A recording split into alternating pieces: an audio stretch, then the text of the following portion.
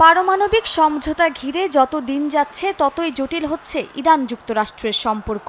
দুই পক্ষই আলোচনার কথা বললেও যে যার সিদ্ধান্তে অনড় থাকায় সম্ভব হচ্ছে না বোঝাপড়া। এবার মার্কিন প্রেসিডেন্ট ডোনাল্ড ট্রাম্প বলেছেন, ইরান যদি নিজেদের পারমাণবিক সমৃদ্ধকরণের সিদ্ধান্ত থেকে সরে না আসে তবে অন্য ব্যবস্থা নেওয়া হবে। এ সময় অন্য ব্যবস্থা বলতে তিনি সামরিক হামলার কথা বুঝিয়েছেন বলে জানিয়েছে বিভিন্ন গণমাধ্যম।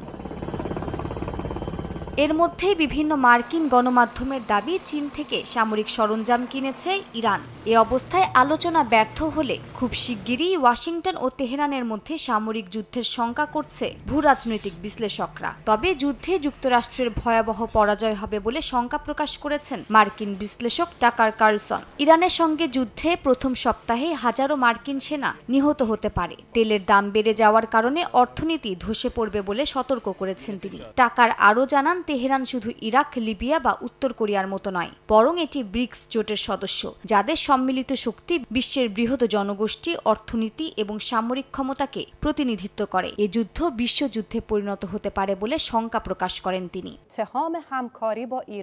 যুদ্ধের এমন শঙ্কার মধ্যেই ইরানের গোয়েন্দা সংস্থাগুলো বিশাল সংখ্যক গোপন ইসরায়েলি নথি দখলে নিয়েছে বলে দাবি করেছে তেহরানের গণমাধ্যম। পরমাণু কেন্দ্র ও পরিকল্পনা সম্পর্কিত তথ্যও রয়েছে সেই ফাঁস হওয়া দলিলে। তাদের দাবি, সমস্ত নথি সুরক্ষিত স্থানে পৌঁছানোর পরেই তা জনসম্মুখে আনা হয়েছে। এদিকে যুক্তরাষ্ট্রে নিজ দেশের নাগরিকের প্রবেশে নিষেধাজ্ঞায় ক্ষোভ প্রকাশ করেছে ইরান। দেশটির পররাষ্ট্র মন্ত্রণালয় জানায়, হোয়াইট হাউসের এমন সিদ্ধান্ত বর্ণবাদের শামিল। এই নিষেধাজ্ঞা ইরান ও মুসলিমদের প্রতি যুক্তরাষ্ট্রের গভীর শত্রুতার বহিঃপ্রকাশ বলে মন্তব্য করে তেহরান। মালিহা সুহরওয়ার্দী, সময় সংবাদ।